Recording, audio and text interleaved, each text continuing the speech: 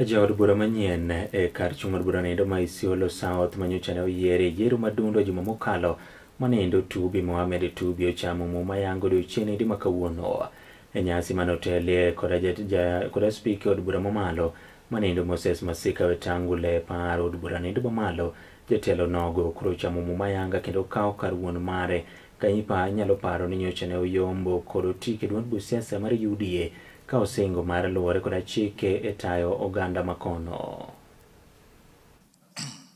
I, Tubi Mohamed Tubi, having been elected a member of the National Assembly, do swear in the name of the Almighty God that I will bear true faith and allegiance to the people and the Republic of Kenya, that I will obey, respect, uphold, preserve, protect, and defend this Constitution of the Republic of Kenya, and that I will faithfully and conscientiously discharge the duties of a member of Parliament. So help me God.